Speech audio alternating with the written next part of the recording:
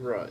This is my director's cut edition of my music video, where I'll be talking about how and where audience feedback influenced my music video. My feedback largely came from discussion with teachers and classmates who viewed my edits. However, I also got feedback from YouTube and Facebook as well. So the question is, what have you learned from audience feedback? Right, here we go, let's get into the music video. So straight away, the opening titles, I used different fonts for the song title and artist name. This was suggested to me by a teacher, so it's more effective. This whole opening sequence here in the stable scene came from discussion with the teacher. I originally had her walking past the field to show distance, however it didn't quite get the message across, so I went for this instead. Here's the walking footage. I had a lot of walking footage to get through in my first couple of edits, which sort of spanned over a long period of time. However, after further discussion with my teacher, I was left with the most effective shots, a much smaller walking montage, as it came across a bit boring before. So, as you can see, sort of all these different types of shots and the long shots and close-ups mixed together, it was all the best bits I could find. Oh, so her walking to the drive here, this low angle shot there, you can see if the feet was added in after a discussion with a classmate. I incorporated match and action after a classmate made a comment to me about using the most different shot types and editing techniques as possible.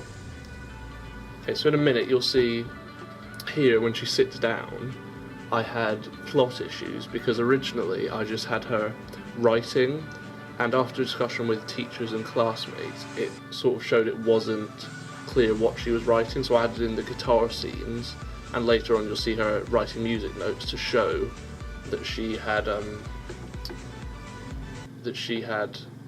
was writing a song.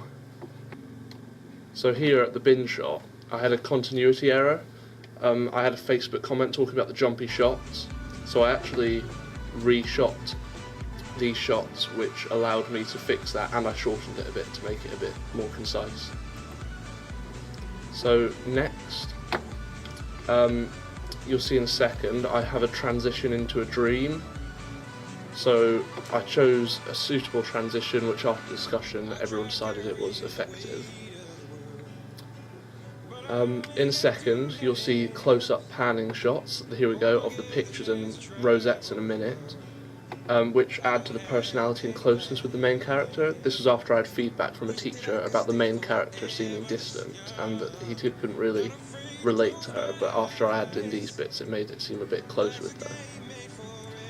So that made it more effective because of the feedback there.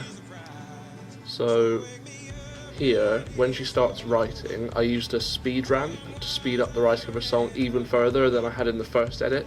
This was after a classmate told me it was a bit slow, and after I sped up I realised it did make it quicker and crisper and made it a more effective shot. Again, here I added the guitar and note writing in a second, you'll see. There we are. Which was because of the plot error.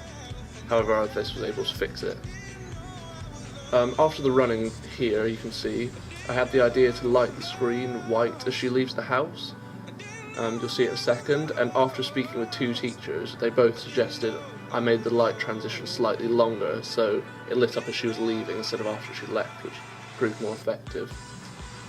So here, as she walks up, you'll see a close-up of her face, which I added in to link her more closely to make her more relatable again. I chose this one, which is actually my favourite shot, to put in slow motion to show the cinematography, and I was also suggested that I should put in a white transition there as well. I initially had these riding shots in a different order, but I put the jumping one first because it fitted better with the music because of the drop in the song, and so that sort of just worked better after I had feedback from a classmate who suggested this to me. I also put in this point of view shot here as it broke up the footage, and I added in the arena shot you saw earlier as it added a wider range of shots, and I shortened the other riding shot as it was a bit long and boring, I was told by a teacher, and it was also a bit shaky, so that cut out a lot of that. So I added in a fade, which you just saw, to my final shot here, which I was going to take out, but after feedback from a teacher who said it fitted well, I decided to leave it. My final shot, while still slightly shakier than I would have liked it, it's a lot stiller and smoother than I had initially in my first couple of edits, and I reshot this after feedback from a photography teacher that said it looked unprofessional as it was too shaky. And so that was sort of the final bit of feedback I had, which helped fix my music video, just to make it that little bit better. Alright, thank you for watching.